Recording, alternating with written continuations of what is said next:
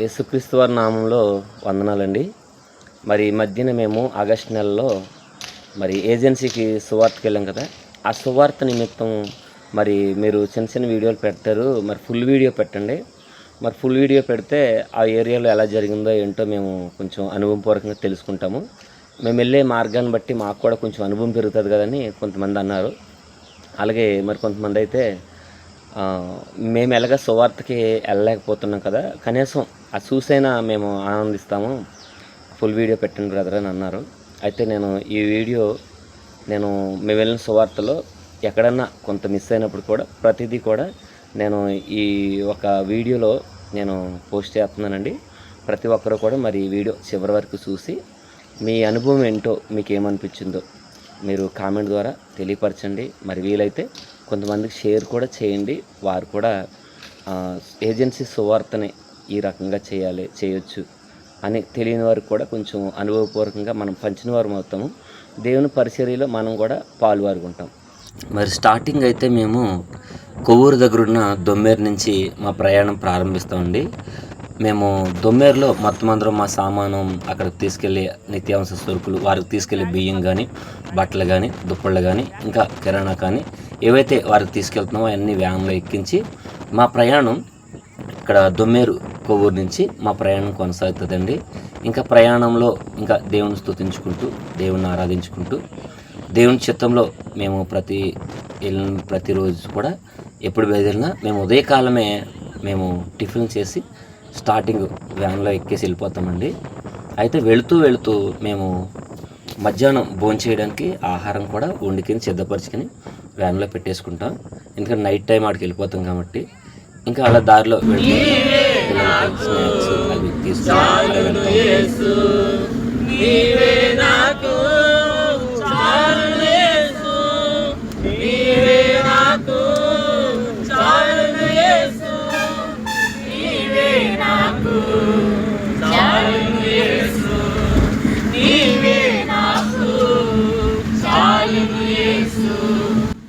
ఇంకా అలా వ్యాన్లో ప్రయాణం చేస్తూ దేవుని స్తుతి పాటలు పాడుకుంటూ, ఇంకా బైబిల్ గురించి క్విజ్, ఇంకా అలాగే బైబిల్ జ్ఞానం గురించి, బైబిల్లో క్వశ్చన్స్ గురించి, ఇంకా మాకెక్కడ ఎలా దేవుడు ఆత్మ చేత నడిపిస్తే అలాగా మేమందరం ఆ వ్యానలో దేవుని కవిగుట్లో ఇమిడిపోయినట్లుగా అలా పాటలు పాడుకుంటూ దేవుని స్తుతించుకుంటూ ప్రయాణాన్ని కొనసాగిస్తూ ఉంటామండి. వర్షం పడేలా ఉన్నదని చెప్పేసి మరి తారుబల్ల బరకం కట్టాలని వ్యాన్ అయితే ఆపాము. మరి మా ప్రయాణం అంతలో దేవుని సహాయం చేసేలాగా మరి పని చేయాలని మా కొరకు ప్రార్థన చేయండి.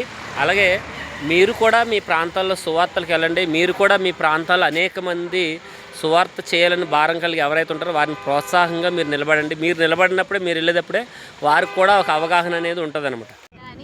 మరి ఇక్కడైతే మారేడుమల్లి ఇంకా ఎంటర్ అవుతామనగా ఇదిగో ఈ లొకేషన్ చూడండి. ఈ ప్లేస్ మరి మీలో అటు ప్రయాణం చేస్తుంటే కనుక మీలో చాలామంది తెలుస్తుంది. ఇది టూరిస్టు ప్లేస్ అండి. ఇక్కడ చాలామంది దూర ప్రాంతాల నుంచి వచ్చి సినిమా షూటింగ్ కానీ, లేదంటే సాంగ్స్ కానీ, లేదంటే కనుక చాలామంది ఫొటోస్ దిగడం కానీ చాలా జరుగుతాయి. లొకేషన్ అది చాలా బాగుంటుంది. పొద్దున్నే మేము వెళ్ళే సమయంలో చాలా కార్లు ఆగినాయి, చాలామంది జనం ఉన్నారు. అంటే ప్రకృతిలో ఉన్న ఆ అందాలని అనుభవించడానికి, వీక్షించడానికి ఎక్కడెక్కడి నుంచో వస్తున్నారు, తప్పేమీ లేదు. అయినప్పటికీ కూడా వారందరూ ప్రకృతిలో ఉన్న ఆనందాన్ని ఆనందించడానికి ఎక్కడికి వస్తే, మేమైతే ప్రకృతిని చేసిన దేవుణ్ణి ప్రకటించడానికి, ఆ ప్రకృతినే దైవంగా ఆరాధిస్తున్న వారి దగ్గరికి మేము ప్రకటించడానికి వెళ్తున్నాం. ఏదేమైనప్పటికీ కూడా ఆ సమయంలో నాకు ఈ మాట జ్ఞాపకం రావడం చాలా సంతోషంగా ఉంది.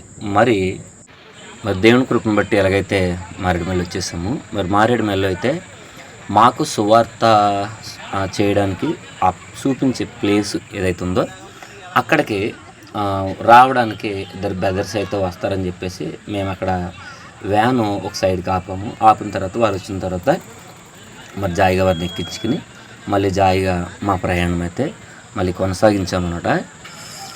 మరి అక్కడ నుంచి కొంత ఎదరికి వచ్చిన తర్వాత, అంటే కొన్ని కిలోమీటర్లు ఎదరికి వచ్చాక మరి సమయం మధ్యాహ్నం అయింది. చిన్నపిల్లలు గట్టున్నారో అలా దాని గురించి ఇక మేము తెచ్చిన ఇంటికాడ సిద్ధపరిచేసిన భోజనం ఏదైతే ఉందో ఇక్కడ మేము అందరము కూడా ప్రతి ఒక్కరం కూడా మళ్ళీ భోంచేయడానికి దేవుడు మాకు కృపనిచ్చారు. ఎందుకంటే సువార్త చేయడానికి దారి ప్రయాణ మార్గంలో మేము అలసిపోయి వెళ్ళేవారు ఉండకూడదు కనుక దేవుని కృపను బట్టి మేమందరం కూడా ఇక్కడ ఆగడానికి ఒక పక్కన సైడ్ ప్లేస్ చూస్తే ఆ ప్లేస్ చాలా అనుకూలంగా మంచిగా ఉంది. అక్కడ మంచిగా మేమందరము మాతో వచ్చిన వారు ప్రతి ఒక్కరూ కూడా మరి తెచ్చుకున్న భోజనం దేవుడు సిద్ధపరిచింది మేమందరం తిని మళ్ళీ అక్కడి నుంచి మళ్ళీ అవన్నీ సదిరికిని మళ్ళీ మా ప్రయాణాన్ని కొనసాగడానికి దేవుడు మాకు కృపనిచ్చారు.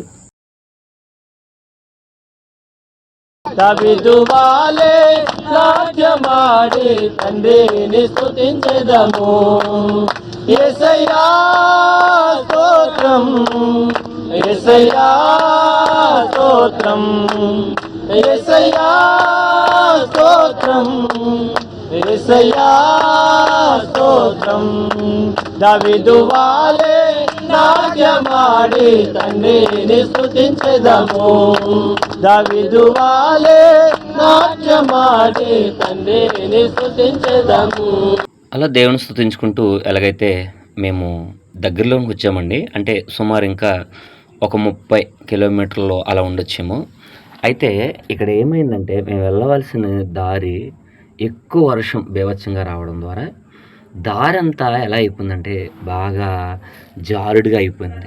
వ్యాన్ అక్కడ ఆపి డ్రైవర్ గారు అలాగే కొంతమంది సహోదరులు దారంట అలా చూడడానికి ఎదరికెళ్ళారు. మేము ఈ దారంట దిగడానికి ఈ వ్యాను గబుక్కుని అంటే ఈ డౌను ఎదరికి వెళ్ళిన తర్వాత మీకు చూపిస్తాను. అది అక్కడికి వెళ్ళిన తర్వాత ఎక్కుతుందా ఎక్కదా అని ఒక అనుమానంతో మేము అక్కడ చూస్తా ఉన్నాం. చూడొచ్చు మీరు వెనక్కి అది దారి చూడండి ఎంత బాగా డౌన్గా ఉందన్నమాట. అక్కడికి వెళ్ళిన తర్వాత కొంచెం ఏదో కటింగ్ తిరిగిన తర్వాత బాగా మెరగ్గా ఉంది. అక్కడికి వెళ్ళిన తర్వాత వ్యాన్ అలా ఎక్కుతుంది, మనం రిస్క్ చేయడం మంచిదా కాదా అని అది వెనకమాల ఉన్నటువంటి ఆ సహోదరులు డ్రైవరు వీళ్ళందరూ కూడా ఆలోచిస్తున్నారనమాట.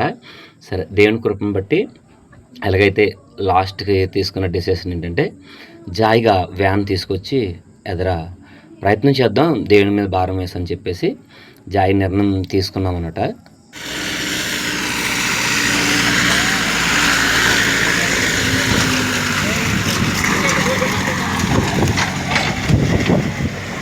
వ్యాన్ అయితే వచ్చింది, ప్రయత్నం చేశారు కానీ ఇక్కడ ఏమైందంటే బాగా బండగా ఉంది.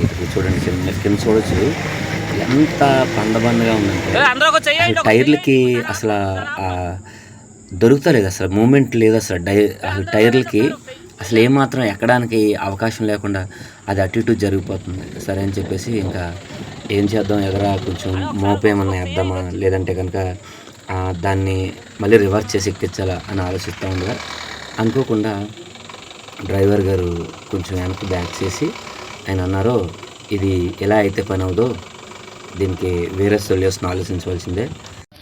ఇది ఈ పక్కన వెళ్ళండి, మీరు అక్కడ ఇద్దరు సాయం ఇచ్చారు, మీరే పట్టుకెళ్తాం కాదు.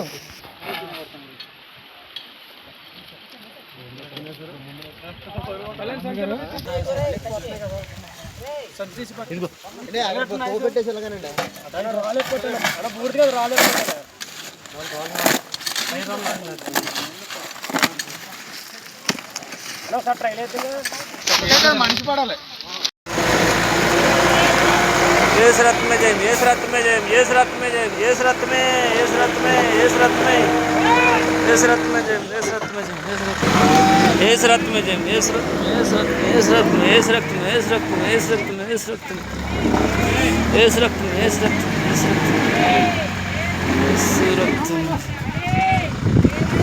इस रथ में,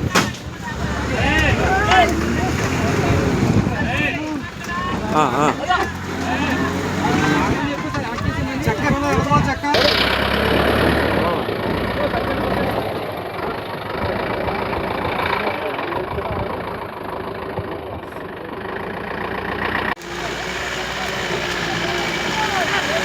దేవుని స్తోత్రం.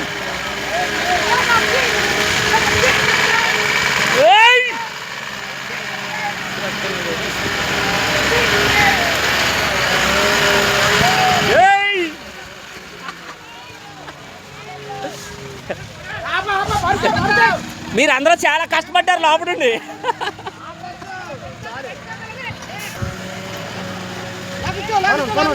మీరు పరిగెట్టండి.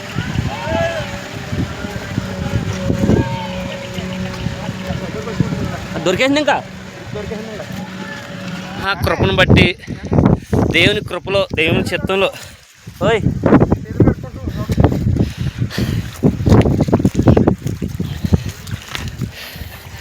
దేవుని కృపలో ఎలాగైతే వ్యాను ఎక్కేసిందండి. ఇదిగో మా మిత్రులు అయితే పాపం చాలా కష్టపడ్డారు. ఇక చూడండి చక్కగా మంచిగా దేవుని పనిలో కొండ ప్రాంతంలో ఆడబడ్డారు దైవజనులు. చూడండి అదిగో ఎంతోమంది ఈ వ్యాను దాటి పై ఎక్కడానికి ఎంతో కష్టపడ్డారు. వాళ్ళందరూ కూడా ఆ గాడి అంతా పూడ్చి ఆ దారి అంతా మంచిగా అవడానికి చాలా కష్టపడ్డారు వీళ్ళందరూ.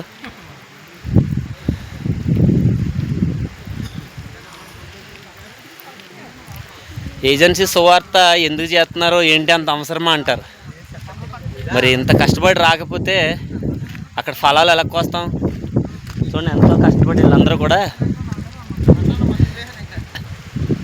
ఇంత కష్టమైన దారిలో కూడా ఇలా బండి ఇలా వెళ్తుందని తెలిసి కూడా ఎంతో ప్రయాసపడి దేవుని పనిలో ఇదిగో దేవుని పిల్లలు ఎంత కష్టపడి వెళ్తున్నారు. చాలామంది మరి ఇటువంటి భాగ్యాన్ని పోగొట్టుకుంటున్నారు. చూడండి వీళ్ళందరూ ఎంతో కష్టపడ్డారు అక్కడి నుంచి వ్యాన్ రావడానికి.